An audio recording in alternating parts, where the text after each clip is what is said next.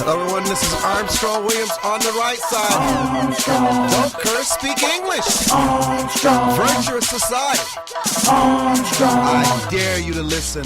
Hey, turn it up. Hey. Armstrong. Get on the right side. Armstrong. Elevate your mind. Armstrong. I'm Armstrong Williams on the right side. Armstrong. Yo, man, it's your boy K.O. And you're tuned into the most conservative of our brothers. Armstrong. The Armstrong Williams Show. Please give me a break. Grow up. Hello, everyone, and welcome to this edition of the Armstrong Williams Show. Thank you so much for joining us. Irwin Yablans, how are you today? Hello. Hello, Irwin. How are you? Fine, thank you. Can you hear me okay? Oh, I hear you very well. Do you hear me? You're a little thin, but I got you. You got me. Where are you located? Los Angeles, and where are you? I'm in Washington, D.C. Wow. Washington, D.C. I lived there for 2 years. What brought you to Washington, D.C.? My first job when I left New York City was was working for Warner Brothers at the Washington, D.C. Exchange. In those days, we had offices in every city, and my office was on New Jersey Avenue, and it was my first job outside of New York, and I loved that city. What year was this? 1958. That's before I was born. Sure was. You still got that Virginia kind of accent. Yeah, you know what? Actually, our offices are 2 blocks from New Jersey Avenue. In fact, we're literally on the Senate side. You remember that St. Joseph Catholic Church? Yes. I'm right on the same street. Well, I used to live on Longfellow up near off of Georgia Avenue, and I come right down there every morning. In the book, I describe my Washington, D.C. time very, very meticulously because I did love that city so much. Matter of fact, I just came back. I took my little grandson and my wife to Washington in late June to see the city. Wow. Describe how Washington, D.C. has changed since 1958. Wow. Let me tell you. For one thing, it's changed and it hasn't changed. Because you're not the beauty of the city, the architectural singularity of it, the fact that that city was probably the only planned city in the United States. I mean, the architecture, the Capitol building, the monuments, that's all the same. I mean, that doesn't change all that much. So I'm delighted to say that. What has changed, of course, is the neighborhoods have changed a bit. They've gone through downturns and upturns. Some of the neighborhoods that I remember were so bad. Well, New Jersey Avenue, when I worked there, was okay, but then I understand it turned into a really bad situation, and now it's come back, that area, again. I remember as a young man, what I loved about Washington was you didn't need much money to have fun. I remember how all the government girls used to sort of pile up together and rent places, and there would be parties on weekends. In those days, the Watergate had not been built. That complex was not there. And there used to be concerts every night during the summer. One night the Army band, one night the Marine band, one night the Navy band. And it was all kind of free and delightful. I used to play baseball at near the Carter Barron Amphitheater. Then we had a game. There was a man named on 16th Street. Huh? That was near 16th Street. That's right, 16th and Crittenden, I think it was. And I used to play baseball with a man named who became legendary there. His name was Milton Kronheim, and he was a famous liquor distributor who was very politically involved. And his son later became a judge, and I became his catcher. He was a pitcher when he was 70 years old. We had great fun. In fact, when they transferred me from Washington, D.C., I hated to go. I almost quit the movie business because I wanted to stay in Washington. Will you please stop that? He's talking to someone to stop. It must be your grandchild. I said you must have been talking to your grandkid doing something he shouldn't be doing. No, I told my wife to stop cleaning up in the kitchen. Oh, clean up in the kitchen. So let me raise this with you. What was it like in terms of culture? And was Washington more like a swamp? Did you ever get a chance to see? Washington was a big hub for the slave trade during that time. Well, I'll tell you. Yeah, I was reminded of it being a swamp. First of all, the last day we were there, that big storm came through and the heat came through. So a couple of things were different then. Let me tell you. First of all, you had a baseball team called the Senators, not the Nationals. And continue. I was reminded of that swamp history when we went into Georgetown and had dinner, and I remembered that had been a swamp originally. It's still a swamp. Yeah. Well, the city is full of youth and full of energy, I must say, and you've got a great baseball team that probably is the best team in baseball right now. I mean, that's exciting for you, isn't it? Well, the playoffs will determine just how good they are. Well, I'm a Giant fan, so they're going to meet up, I think. I want you to talk to us about the sense and the feeling of race relations. And well, you know what? I'm glad you opened that up because I was going to bring it up, but I'm glad you did. One of the things that happened in Washington, D.C., I'll lead into it with this. I took my grandson to the Smithsonian, and we were wandering around, and I came upon, in a case, a drinking fountain labeled for colored only. And I showed that to him. He's 10 years old. He couldn't understand it. He couldn't believe it. I took a photograph of it, and I'm going to have it framed. Race relations. When I was working at Washington, D.C. in those days, there was still segregation in theaters. There was a theater called the Booker T, I remember, that only catered to black customers, and there was definitely a pervasive racism in the city that separated black and white.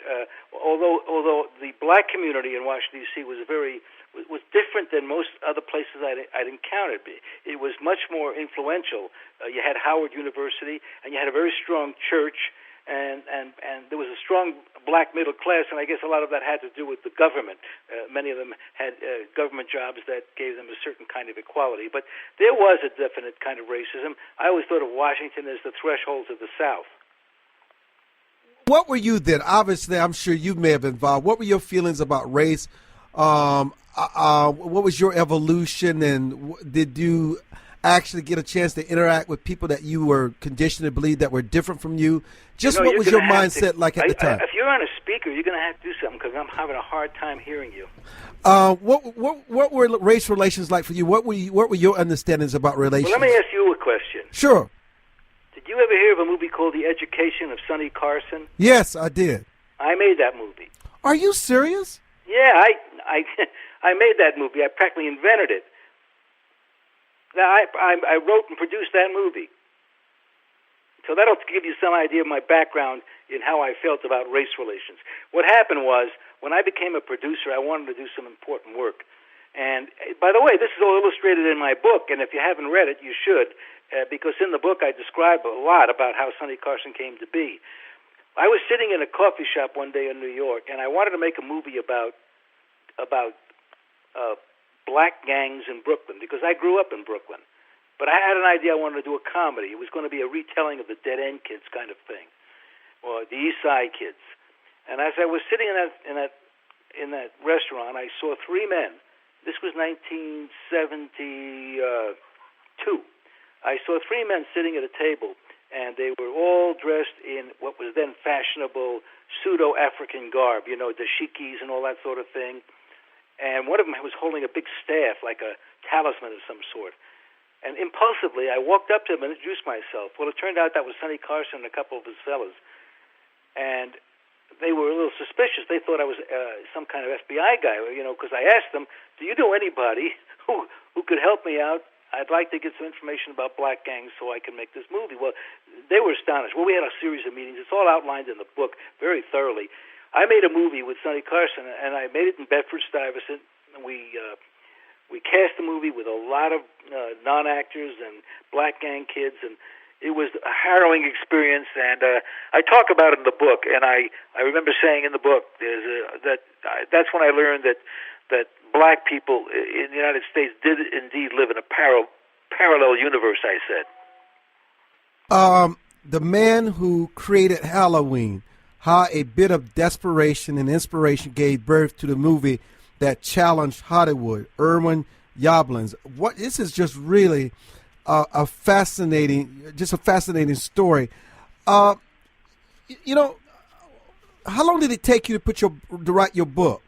Well, I started about 8 years ago. Originally, I started to do it as a memoir for my family. But as I went along, I started to include a lot of Hollywood experience, and people who read it said, "Gee, you gotta have this published." So I started to attack it from a different perspective, and I kind of revved it up a bit near the end, and I decided that I would make this a book about not only my life but Hollywood, and Halloween is kind of the calling card. But if you read the book, you'll see how my journey was a difficult one, not too different from some people, but difficult than many.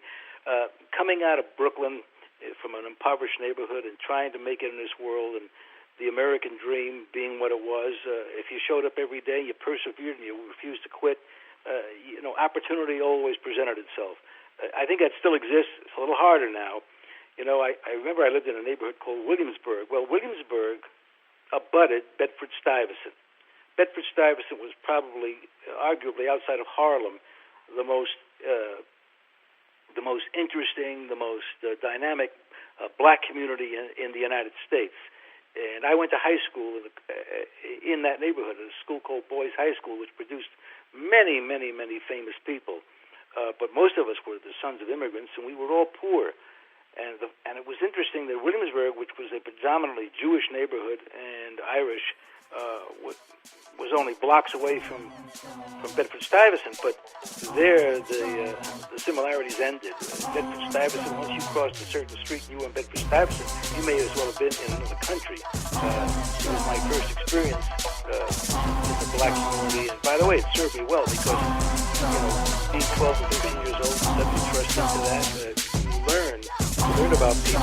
Irwin, hold there. We'll be back. Don't go away. We're coming right back.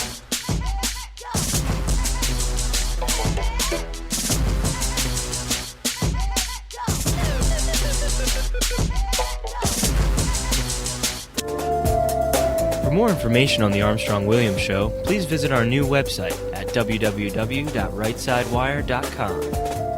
There you can find his syndicated column archive, view live streams, and get your favorite conservative pundits' views on the current issues affecting the American people.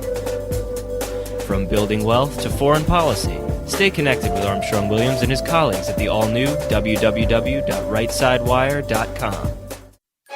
High Point University has experienced unprecedented growth during the worst economic disruption in decades. This growth is driven by a university that focuses on holistic education, on experiential learning, and on values-based living. At High Point University, every student receives an extraordinary education in an inspiring environment with caring people.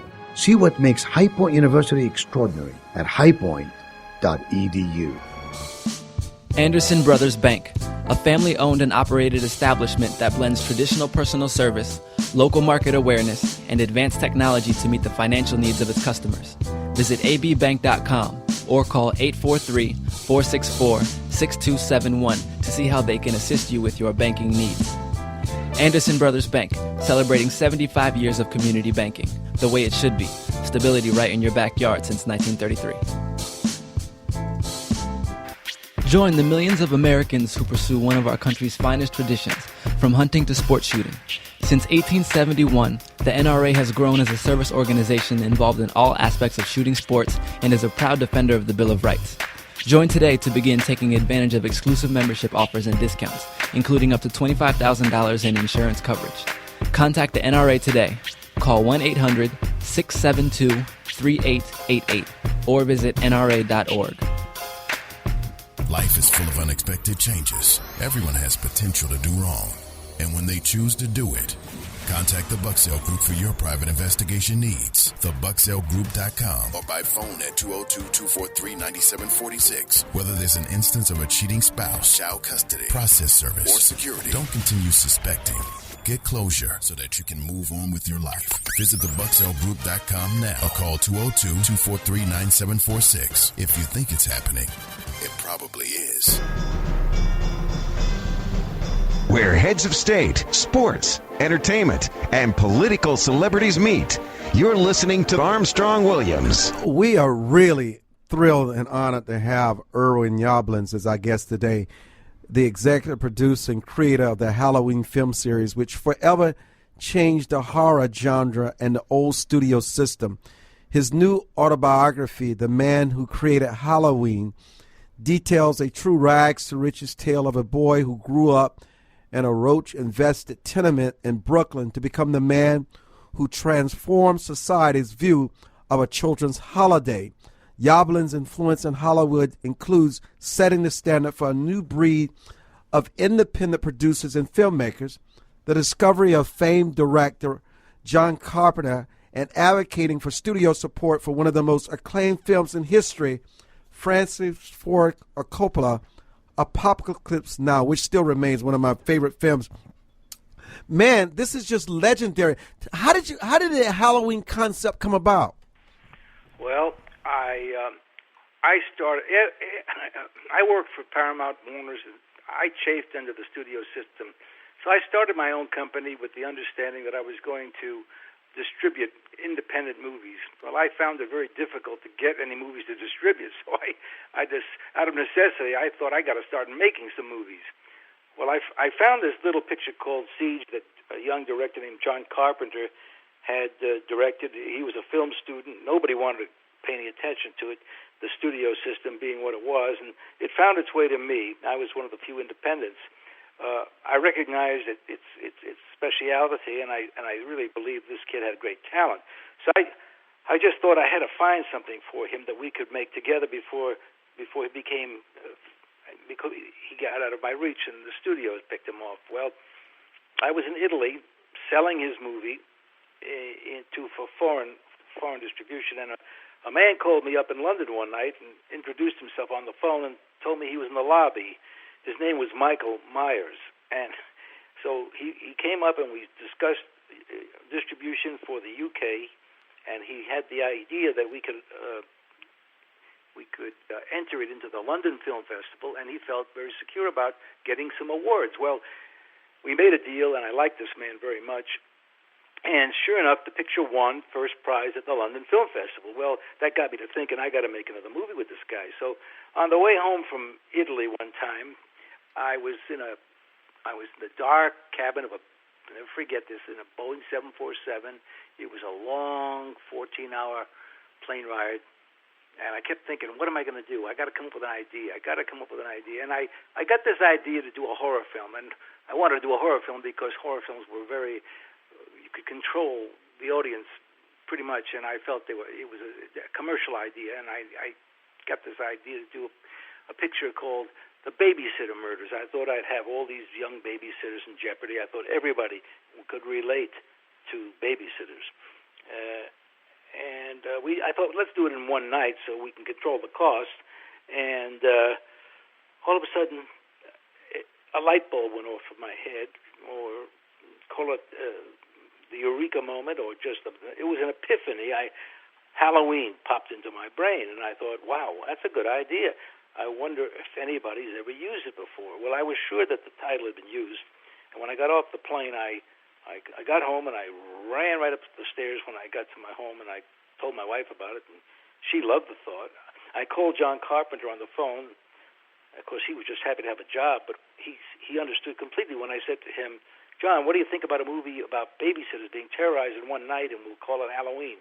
Well, he got all excited. We met the next day, and we banged around some ideas, and I told him I wanted to be a theater of the mind, more like a radio show, because I'm the last of the radio generation, and I wanted no blood, no gore. I wanted to be suspenseful and boo every 10 minutes, and he got it completely, and that's how we went off and made this movie, except that I told him I only had a $300,000 budget, and it had to be made for that price.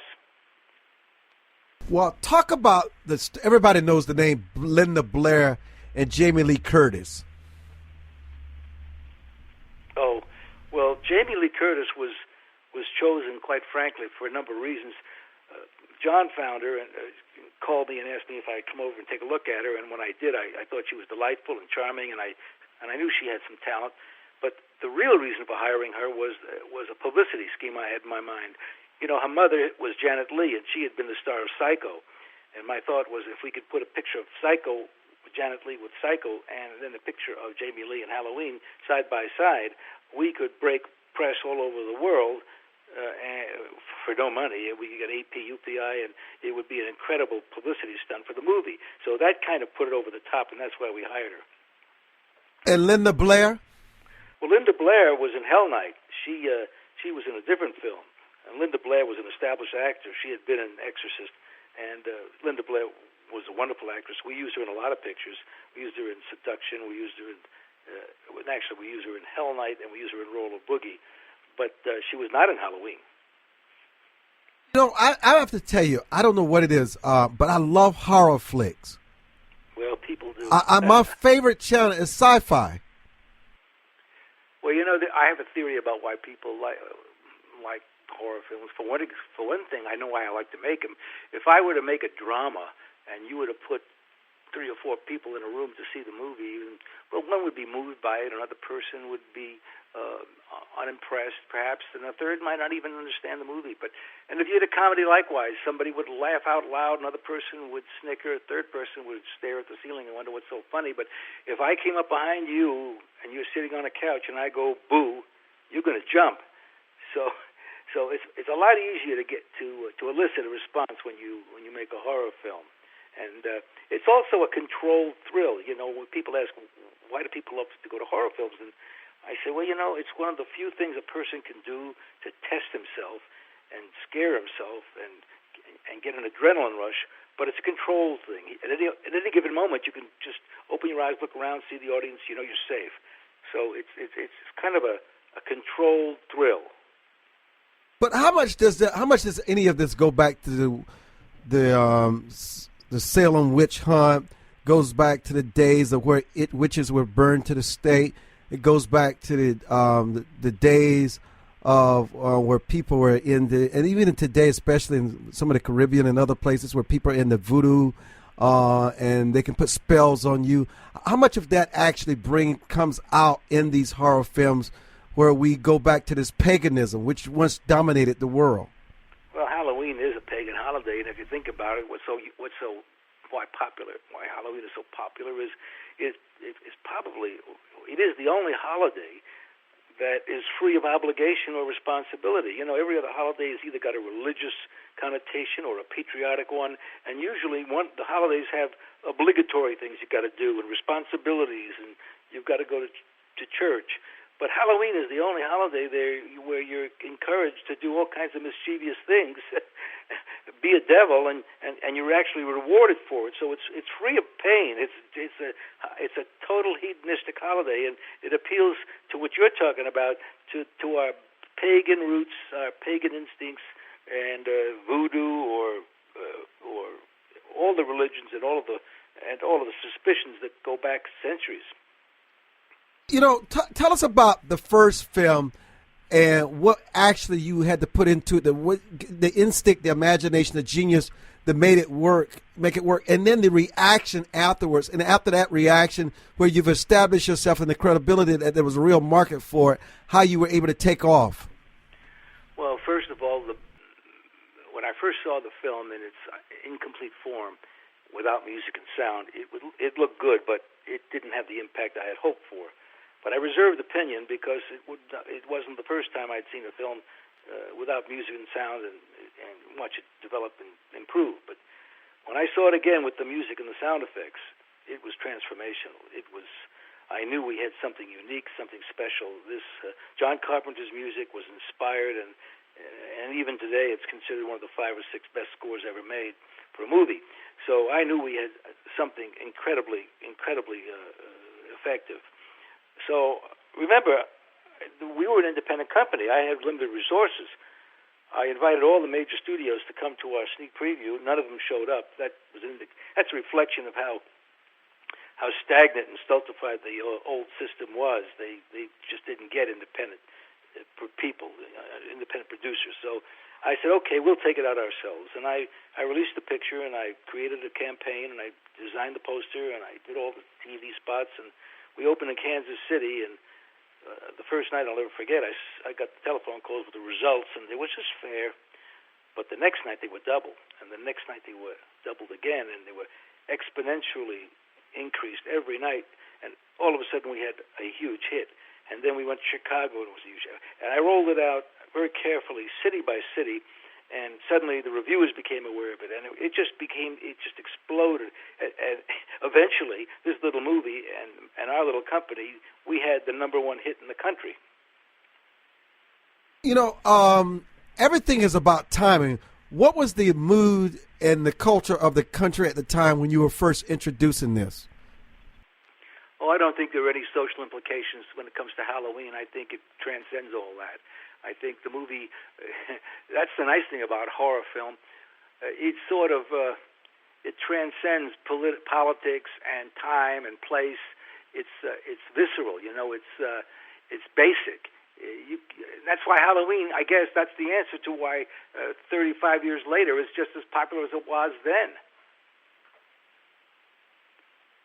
Talk about many of the legends and the people that you created opportunity for, and some of the walk us through some of the other films that you were able to create, and what you became after those films, and what you learned about the basic nature of mankind.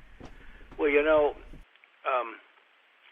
I pride myself in the fact that in the book I describe, first of all, John Carpenter, Jamie Lee Curtis, and Dean Cundy, all the people that developed great careers out of that movie. But that became our philosophy. My theory was that I could hold that. Just hold that for us, sir. Irwin Yablans is our guest, the man who created Halloween. We'll be back.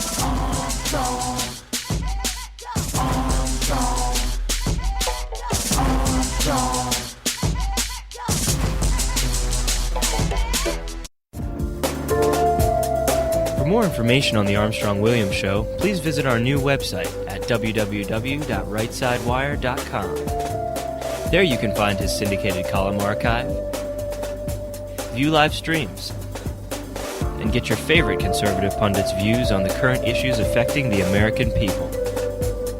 From building wealth to foreign policy, stay connected with Armstrong-Williams and his colleagues at the all-new www.rightsidewire.com.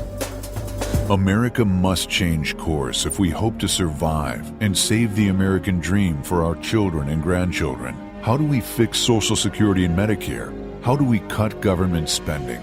How do we reform health care? How do we simplify the tax code? The Heritage Foundation has a bold plan that tackles these tough problems using common sense solutions that leave partisan politics on the sidelines.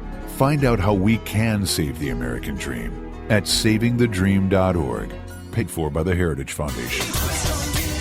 Hi, this is Armstrong Williams with an opportunity to own a piece of paradise in Nassau, Bahamas. Spectacular land prices, 8,000 square feet, 20,000 square feet lot, affordable prices, hilltop properties with views of the magnificent sea.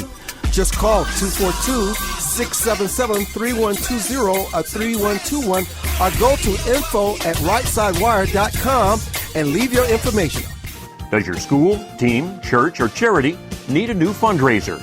Do you need to work out of your home or part-time? Are you a small business that can use an additional revenue stream? Then you need Yellow Llama.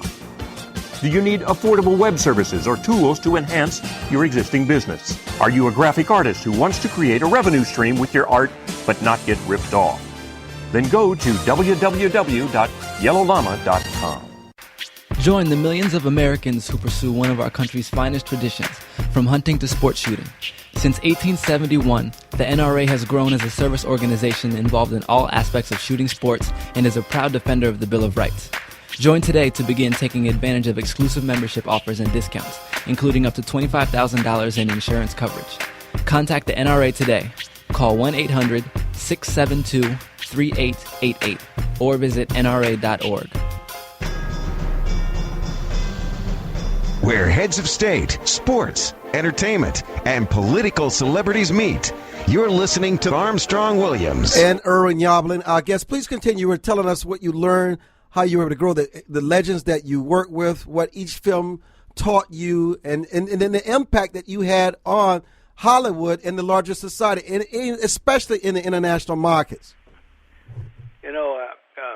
Armstrong, I recall when I worked in sales, and my first interaction with a movie star was with John Wayne. I'll never forget it. we had a picture called True Grit, not the new one, but the original one that he won the Oscar for. And we had a scheme. We were going to reenact the driving of the Golden Spike, and we were going to have two trains, one in New York and one in Los Angeles, start out and meet in Promontory, Utah, and we'd reenact that. It was a publicity stunt, and my job was to take John Wayne to Utah, to Salt Lake. Well, we got on the plane, and you know, he was a towering big man. I'm not a big man, and we were chatting, and he started to drink that Jack Daniels, and he was pretty good. He could drink pretty good. And our political views were very different.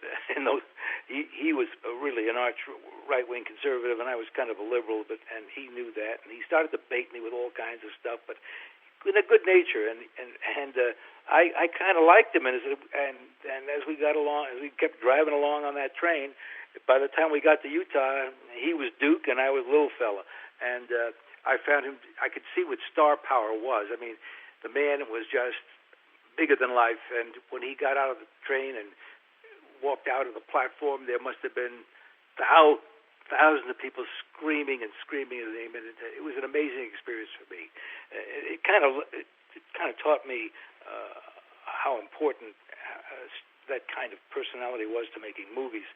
And later on, when I started to make pictures, I realized that we had a formula that might work.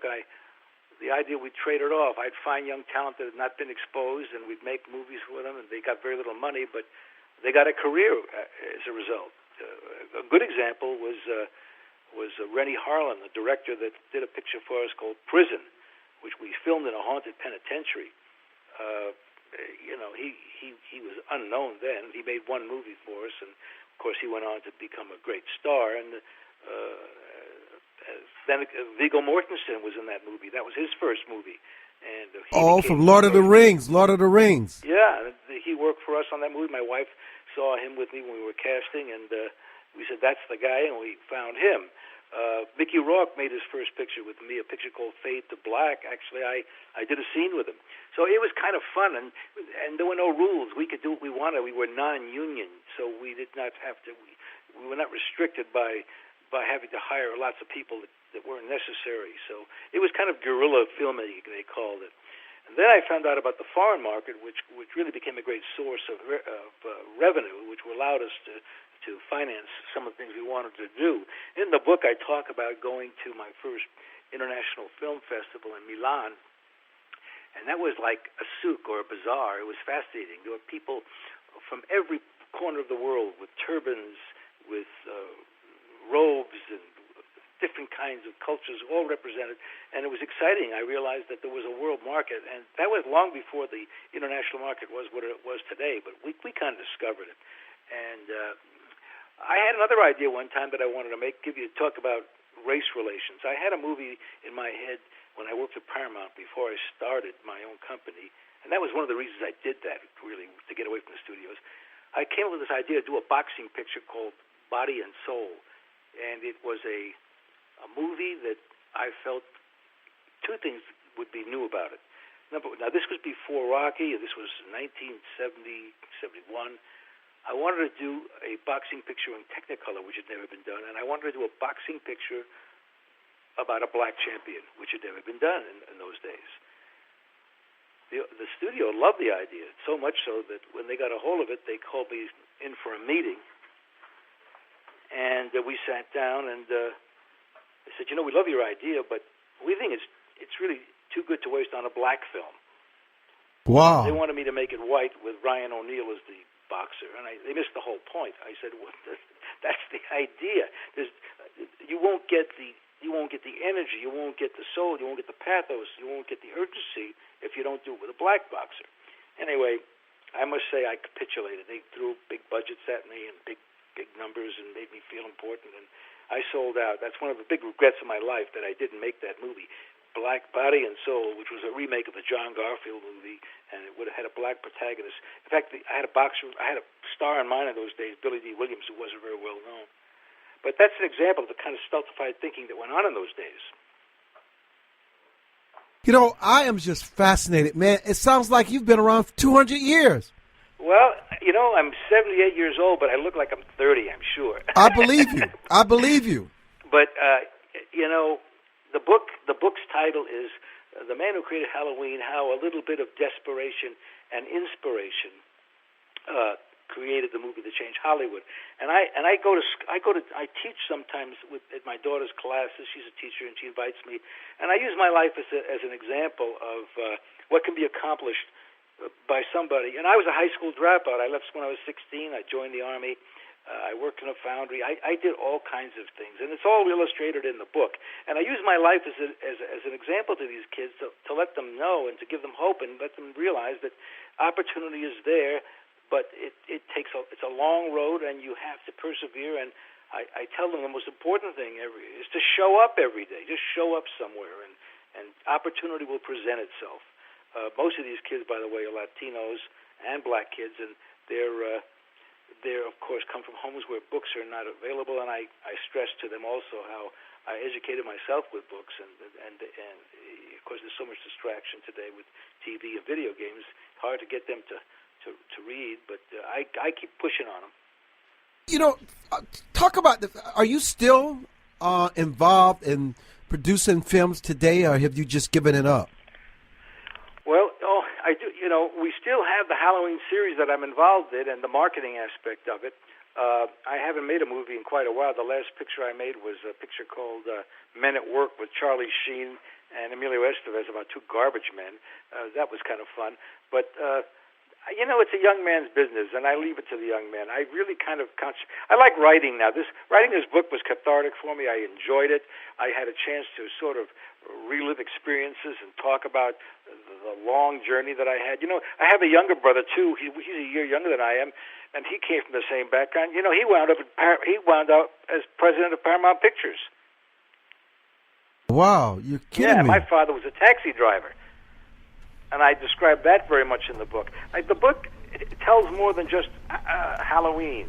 Well, talk about your family. Talk about your father and brother. Huh?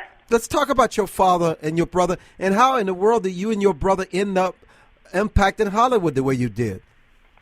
Well, you know, my brother and I were both at Paramount during the golden years when we made Halloween and Chinatown and Rosemary's Baby, during the 70s when Paramount was truly the iconic and innovative studio.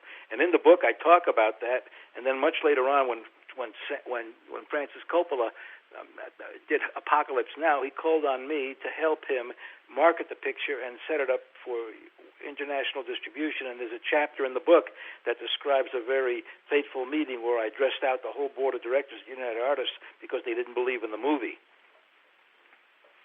How important is the international market?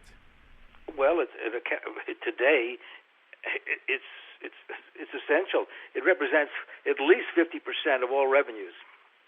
It's a very small world today. Everybody interconnects, you know, and language doesn't even seem to be a barrier anymore. So it's essential. The studios today depend on the foreign market for, I would even say, maybe 60% of revenues today. And it's less expensive. Well, how do you mean less expensive? In terms of producing and paying the actors. Well, that's not true. It depends on the country you work in. If you work in Europe, in the West, your prices are going to be just as costly as anywhere else.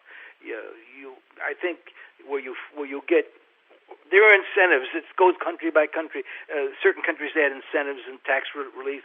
But right now, for a long time, Canada was a great place to make movies because the government gave you great breaks. Now a lot of people make movies in Eastern Europe where labor is cheap. When I made Prison, by the way, I made it in Wyoming, and I was able to get all kinds of labor and help for a very, very small price because the economy was weak and people wanted to work. I got the government of the state of Wyoming to give me a whole penitentiary, an empty penitentiary that had just been closed down, as our location for free. So that's part of the thing about being an independent producer. You really have to use every little trick you can to accomplish what you want and make a movie look expensive and wonderful without having to spend what the studios spend. You know, I want to talk to you when we come back. And you've got to go out and buy this book, The Man Who Created Hollywood, How a Bit of Desperation and Inspiration Gave Birth to the movie that changed Hollywood, Irwin Yablans. When we come back, we want to talk about what advice do you have for people that want to be independent film producers today. You know, there's such a place called, there's Nollywood, Hollywood, and Bollywood. Hollywood, of course, is us. Bollywood is, of course, India, and Nollywood is, of course, Nigeria, Africa. What do you think the future are for those places like Africa and the films, and which is becoming huge? But yet, while there's a lot of profits to be made, piracy laws are not really enforced there, and so they're really ripped off. And just talk about the international film, the market, and what do you think the future is for those independent film producers, and what people need to do to put themselves in place to set themselves up for that future? And what would you do to encourage your film producer? And back then, I want you to, when we come back, talk about the kind of cost that's involved, and how do you avoid the pitfalls of being ripped off? How do you know what you take to these Hollywood executives that they would take? I mean, because obviously it's risk. There are risks that involved. We're going to come back with a final segment with our guest, Irwin Yablans, the man who created Halloween. I'm Armstrong Williams.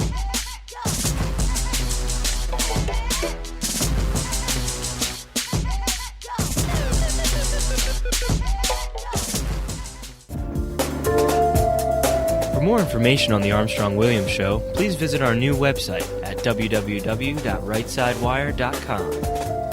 There you can find his syndicated column archive, view live streams, and get your favorite conservative pundits' views on the current issues affecting the American people. From building wealth to foreign policy, stay connected with Armstrong-Williams and his colleagues at the all-new www.RightSideWire.com. Anderson Brothers Bank, a family-owned and operated establishment that blends traditional personal service, local market awareness, and advanced technology to meet the financial needs of its customers. Visit abbank.com or call 843-464-6271 to see how they can assist you with your banking needs. Anderson Brothers Bank, celebrating 75 years of community banking, the way it should be. Stability right in your backyard since 1933. High Point University has experienced unprecedented growth during the worst economic disruption in decades. This growth is driven by a university that focuses on holistic education, on experiential learning, and on values-based living. At High Point University, every student receives an extraordinary education in an inspiring environment with caring people. See what makes High Point University extraordinary at highpoint.edu. Whether it's their impact on prison guards, law enforcement officials, business executives, employees, or marriage and relationships, Lorette is dedicated to changing the individual and institutions around the globe. Lorette's diverse network and training courses can help provide you with the tools you need to both wisely and confidently lead, manage, and supervise yourself as well as others.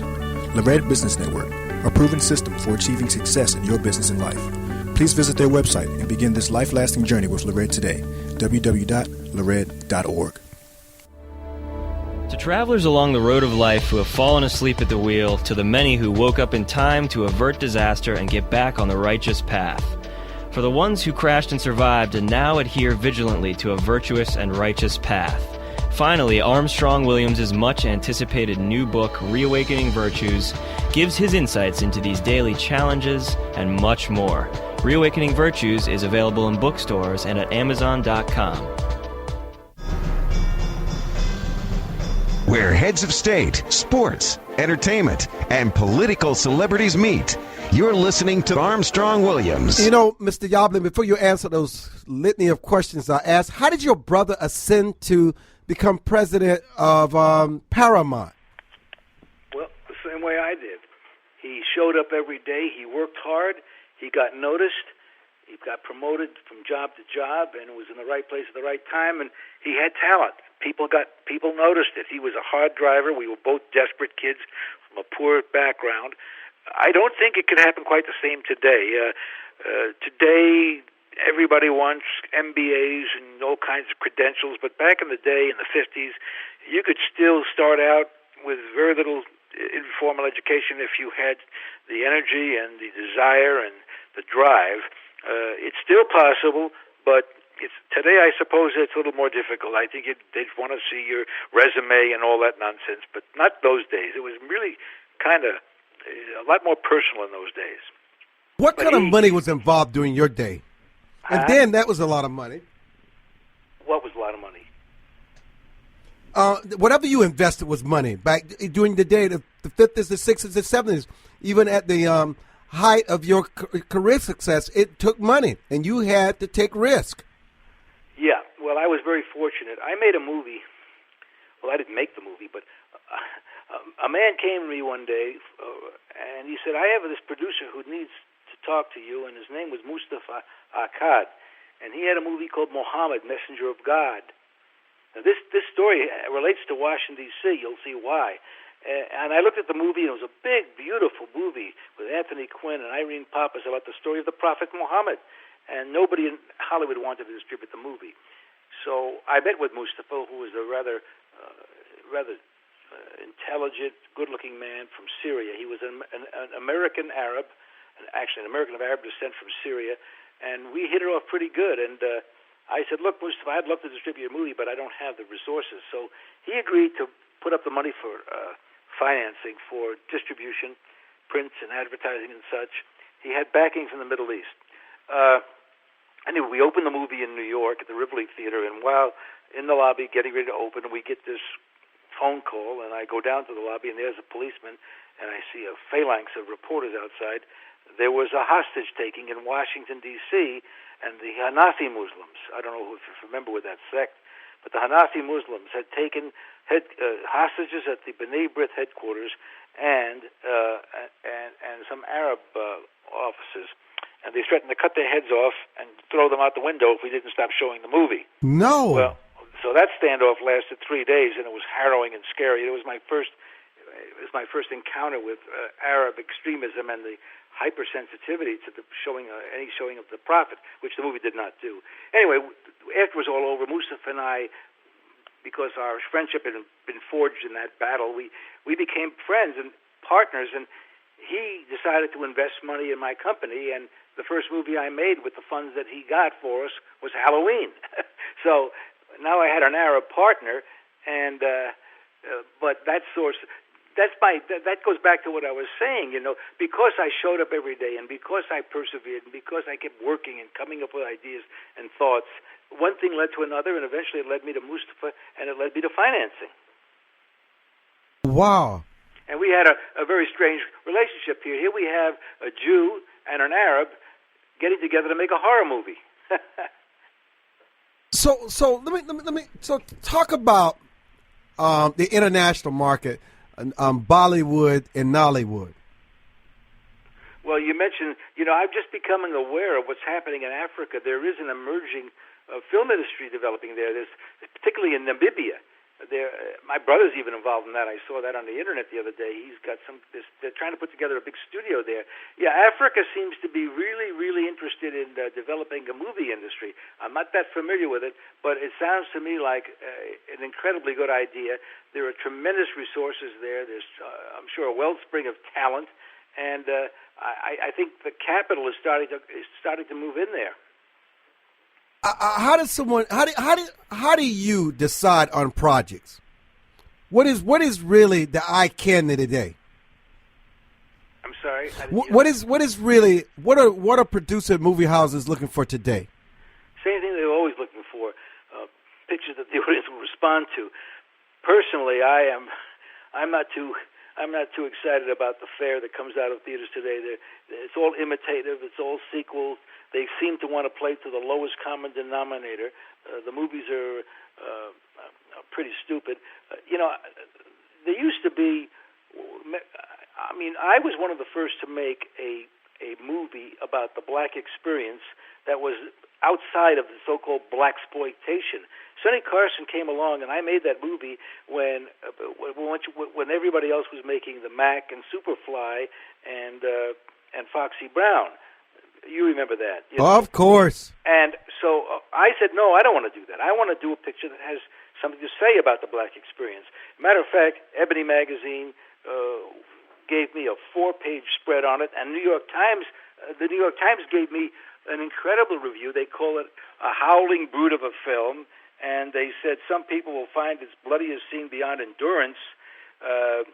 it beggars every one of the black exploitation films of a year or two ago. Its producer, Irwin Yablans, wanted a film about the black experience.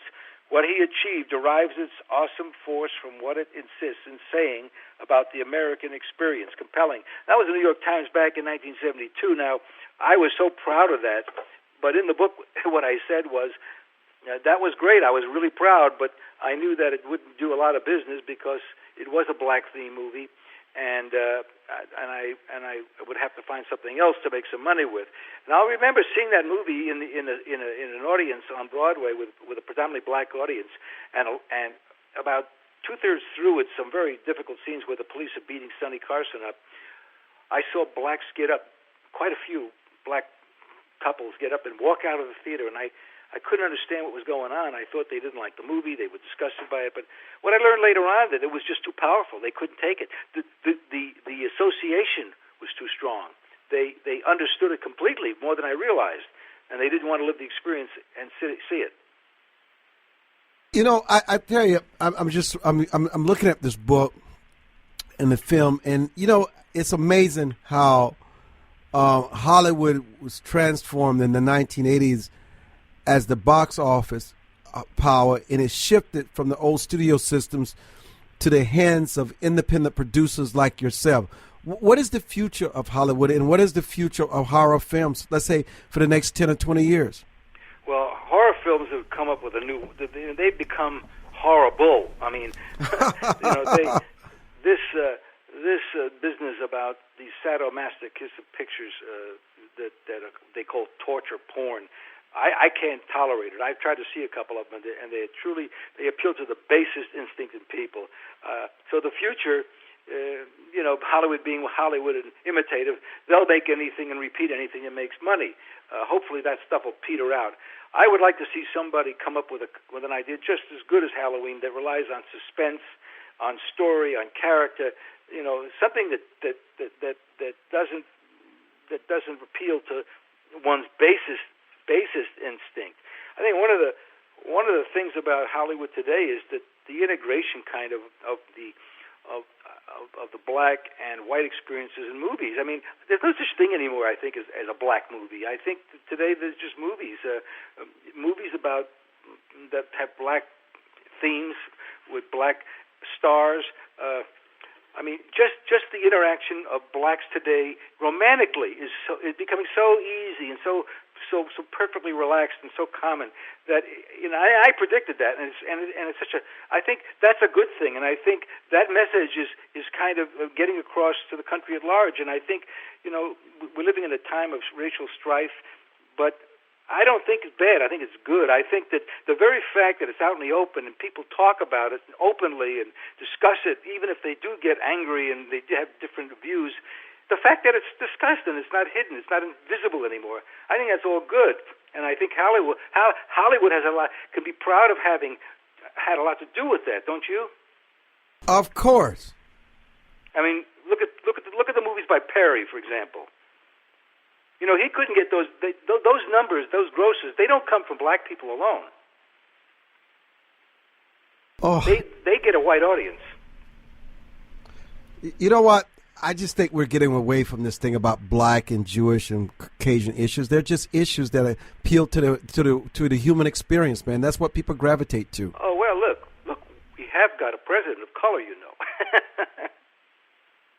and despite all the things that he's had to endure, it's looking pretty good for him. Yeah, it is. Man, how can someone go out and get a copy of the book? Well, right now you can get it at Amazon.com, and you can get it on Kindle. You can download it, or you can buy a copy. Just go to my website, IrwinYablans.com. IrwinYablans.com, and it'll lead you right to the book. Again, Amazon, Kindle, or IrwinYablans.com. And it's got a very effective cover, don't you think? Oh, I love the cover, man. I just love it. Now, listen, you might be interested to know this, too. We're re-releasing the original Halloween in theaters all over the United States this year. Well, man, I congratulate you. And, when I'm in New York, I'm going to give you – you live in New York, right? No, I live in Los Angeles, but I go back – I'm going to be in New York next week, as a matter of fact. No, I live in Beverly Hills, and, I've become a a Californian over the years. Well, you got to let me know when you're back on the East Coast, because I'll come up to New York or whatever, and we'll sit down and let's see if we can come up with a project. I wish we'd had this conversation before I came, because we were in Washington for a week, and we just had the best time. I just love Washington, D.C. It's my favorite city on the East Coast, except in August. Where did you stay when you were in Washington? Where did you stay when you were in Washington? Oh, you know, that's interesting. That's a good story. We stayed right out of Georgetown in... I don't worry about it. Look, we'll be in touch. Thank you for writing the book. Halloween. It was Take a pleasure. everybody. I really enjoyed reliving my old Washington experiences and talking to a Washingtonian. It's great.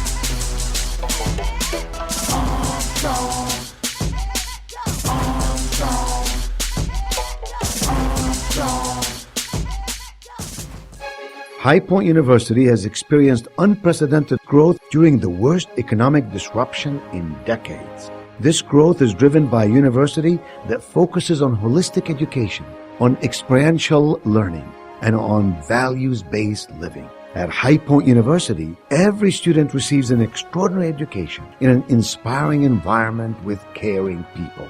See what makes High Point University extraordinary at highpoint.edu. Join the millions of Americans who pursue one of our country's finest traditions, from hunting to sport shooting. Since 1871, the NRA has grown as a service organization involved in all aspects of shooting sports and is a proud defender of the Bill of Rights. Join today to begin taking advantage of exclusive membership offers and discounts, including up to $25,000 in insurance coverage. Contact the NRA today. Call 1-800-672-3888 or visit nra.org. Anderson Brothers Bank, a family-owned and operated establishment that blends traditional personal service, local market awareness, and advanced technology to meet the financial needs of its customers.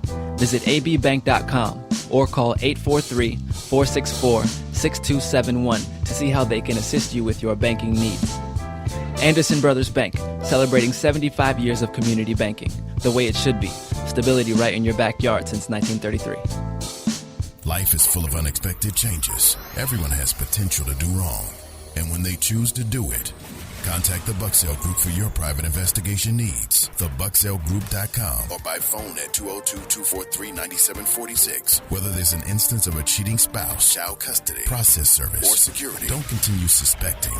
Get closure so that you can move on with your life. Visit TheBucksellGroup.com now or call 202-243-9746. If you think it's happening, it probably is. America must change course if we hope to survive and save the American dream for our children and grandchildren. How do we fix Social Security and Medicare? How do we cut government spending? How do we reform health care? How do we simplify the tax code? The Heritage Foundation has a bold plan that tackles these tough problems using common sense solutions that leave partisan politics on the sidelines. Find out how we can save the American dream at savingthedream.org, paid for by the Heritage Foundation. Does your school, team, church, or charity need a new fundraiser? Do you need to work out of your home or part-time? Are you a small business that can use an additional revenue stream? Then you need Yellow Llama. Do you need affordable web services or tools to enhance your existing business? Are you a graphic artist who wants to create a revenue stream with your art but not get ripped off? Then go to www.yellowllama.com. What we need, soul food. Henry Soul Food. No, we need it. Soul Food. Henry Soul Food. No, I like it. Soul Food. Henry Soul Food. No, we need it. Soul Food. Henry Soul Food. Home of the sweet potato pie. Even the keenest taste buds will tell you the best food on the planet. Large enough to serve you and small enough to know you. So get to Henry's at 5431 Indian Head Highway, Oxon Hill, Maryland, or give us a call at 301-749-6856. Soul Food. Henry Soul